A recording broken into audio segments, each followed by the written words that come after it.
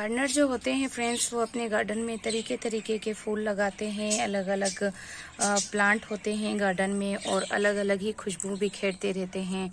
कुछ indoor plant होते हैं जैसे कि आप देख रहे हैं इस टाइप के, और कुछ होते हैं आउटडोर प्लांट जिनमें काफ़ी फ्लावरिंग होती है। तो अगर आप एक गार्डनर हैं और आपने अपने गार्डन में अभी तक गुलाब का फूल ऐड नहीं किया है तो ये आपके गार्डन में बहुत ही सूनापन लेकर आता है। तो आज कुछ टिप्स हैं फ्रेंड्स जो कि मैं आपके साथ में शेयर कर रही हूँ। अगर आप नर्सरी से कोई प्लांट लेकर आना चाहते हैं गुलाब का, तो किस तरीके से आपको लेकर आना चाहिए और क्या उसमें खूबियाँ होनी चाहिए ताकि जो आपका प्लांट है गुलाब का वो आपके गार्डन में आकर आपको ढेरों फ्लावरिंग दे और ना कि उल्टा मुरझा जाए या सूख जाए रिपोर्टिंग के बाद में। तो कुछ ज़रूरी बातें होती हैं जो कि प्लांट लेते समय आपको ध्यान रखनी है। और साथ ही फ्रेंड्स आपको ये भी ध्यान रखना है कि किस तरीके का प्लांट आपको नर्सरी में पसंद करना है या फिर खरीदना है। तो कुछ बातें हैं जो नर्सरी में प्लांट लेते वक्त सभी को ध्यान रखनी होती है। और उसके बाद में भी कुछ बातें हैं जो आपके गार्डन में अगर आप गुलाब को ऐड करते हो तो उसको किस तरीके से आप रिपोर्ट करेंगे, उसकी मिट्टी किस तरीके से बनाएंगे, उसके लिए पॉट जो है वो किस तरीके से सिलेक्ट करेंगे, और गुलाब को रिपोर्ट करने के बाद में आप खाद उसको कितने दिन बाद देंगे, और साथ ही फ्रेंड्स इसको धूप में आप कब रखेंगे। तो सबसे पहले बात करते हैं, जैसा कि आप जानते हैं कि गुलाब को फूलों का राजा कहा जाता है, तो सभी के गार्डन में ये पाया जाता है। लेकिन फ्रेंड्स सभी के पास में इसकी फ्लावरिंग की क्वांटिटी या फिर फ्लावर नहीं आ पाते हैं। कुछ फ्रेंड्स लोग तो गुलाब इसलिए लगाना छोड़ देते हैं क्योंकि उनके जो गुलाब है उस पर फ्लावरिंग नहीं होती है। एक बार नर्सरी से लाने के बाद में दोबारा से फ्लावरिंग हो ही नहीं पाती है। होती भी है तो छोटे छोटे से फूल आते हैं और साथ में ही एक या दो ही आते हैं। मेरे पास में जितने भी गुलाब हैं उन पे एक साथ 30 से 40, ज़्यादा से ज़्यादा 50 फूल मैं लेती हूँ, और ये सब एक साथ खिलते हैं, ना कि एक के बाद में एक। तो ये जो आप देख रहे हैं सामने प्लांट फ्रेंड्स, ये मैं कुछ दिनों पहले ही लेकर आई हूँ नर्सरी से। तो नर्सरी से प्लांट जब आप खरीदते हैं फ्रेंड्स, तो सभी गुलाब के ऊपर इस तरीके से जो कह सकते हैं आप कि देसी गुलाब के ऊपर इस तरीके से इंग्लिश रोज की कलम को यहाँ पर बांधा जाता है और फिर आपके लिए एक नया प्लांट तैयार होता है। तो ये जो आप ब्रांच देख रहे हैं फ्रेंड्स, ये देसी गुलाब होता है और देसी गुलाब के ऊपर इस तरीके से इसको यहाँ पर लगाया जाता है जो कि इंग्लिश गुलाब का पौधा होता है, और फिर ये इस तरीके से ग्रो होता है। तो आप जब भी देखें तो ये जो देसी गुलाब की ब्रांच आपको दिख रही है, इसकी आप एज के हिसाब से खरीदें। कुछ कुछ जो प्लांट होते हैं वो नए होते हैं और कुछ पुराने होते हैं। तो आपको ये जो ब्रांच है ये देख कर लेनी है कि जितनी ज़्यादा सूखी और काली होगी उतने ही आपका जो ये पौधा है ये पुराना होगा।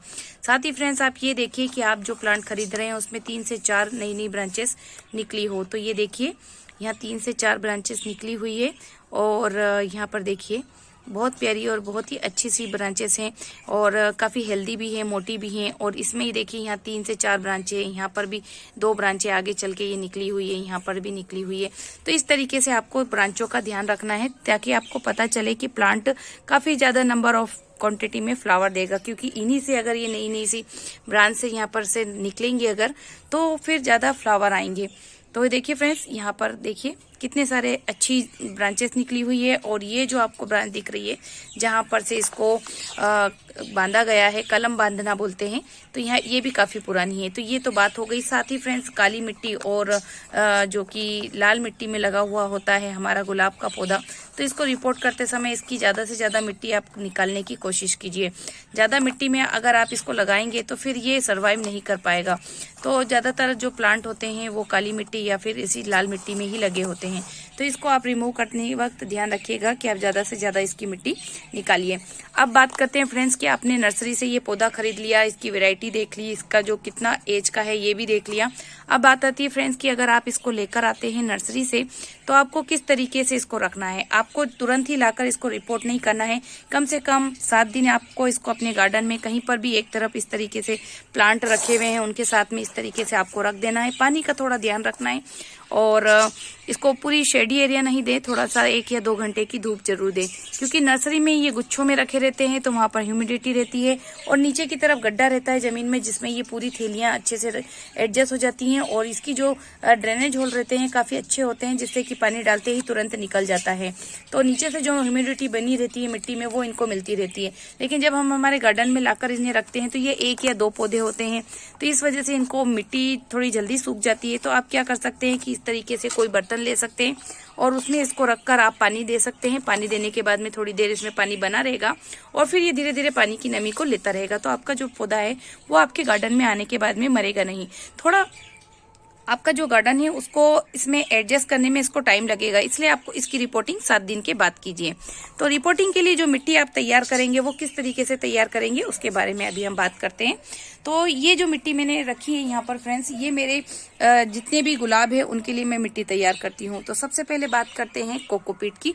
कोकोपीट जब हम लेते हैं मार्केट से तो फ्रेंड्स उसको अच्छे से धो के 3 से 4 दिन आप धूप में सुखा लीजिए और बहुत ही अच्छे से इसको सुखा के रखिए ताकि ये फंगस पैदा ना करे, क्योंकि गुलाब जो होता है फ्रेंड्स वो गुलाब को बहुत जल्दी फंगस लग जाती है और बहुत जल्दी उसको दूसरी बीमारियों का सामना करना पड़ता है। इससे आपका प्लांट मर भी सकता है। तो जो भी चीज लें आप अच्छे से ड्राई लें और धूप में सुखाने के बाद में ही आप अपने पौधे के लिए इसकी मिट्टी तैयार करें। साथ में ही ये काउडंग कंपोस्ट जो कि मैंने अपने घर पर ही बनाई है और बहुत ही अच्छे से डिकम्पोस्ट हुई है। इसके साथ में मैं 2 पार्ट मिट्टी लूंगी जो कि ये रखी हुई है आपके सामने, और ये काली मिट्टी है क्योंकि हमारे एरिया में काली मिट्टी बहुत मिलती है, लाल मिट्टी या बुरबुरी मिट्टी नहीं मिलती है। तो काली मिट्टी है तो इसमें बहुत सारी चीजें भी दूसरी मिलानी पड़ती है ताकि जो कि प्लांट है उसकी मिट्टी बिल्कुल गीली ना बने रहे, काफी भुरभुरी सी बने।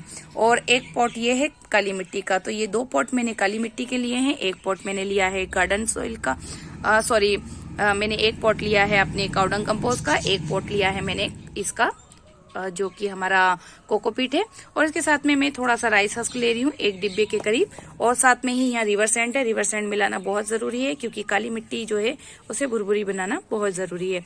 साथ में ही मैं चाय पत्ती लूंगी। चाय पत्ती बहुत ही अच्छी हमारे लिए प्लांट को फर्टिलाइजर के रूप में मिलती है और जिससे बहुत अच्छे प्लांट को फर्टिलाइजर मिलता है और फ्लावर देता है। तो इस तरीके से ये जो मिट्टी मैंने तैयार की है ये आप भी तैयार कर सकते हैं फ्रेंड्स। तो आप देख सकते हैं कि कितनी क्वांटिटी में लिया है मैंने। तो इस तरीके से आप अपने गुलाब के पौधे के लिए मिट्टी तैयार कर सकते हैं। अब फ्रेंड्स आप चाहें तो मिट्टी का गमला ले सकते हैं या फिर सीमेंट का ले सकते हैं। ज्यादातर आप मिट्टी का गमला लेंगे तो काफी अच्छा रहेगा। और इसके लिए मैंने गमला पहले से ही निकाल के रखा हुआ है, तो मैं आपको दिखा दूं। तो ये जो गमला है ये सीमेंट का है और ये 14 इंच का है फ्रेंड्स। मैंने अपने जितने भी गुलाब के प्लांट है उनको मैंने जो मिट्टी के पॉट में लगाया है, लेकिन इस वक्त अवेलेबल नहीं है मेरे पास में और काफी टाइम भी हो गया है।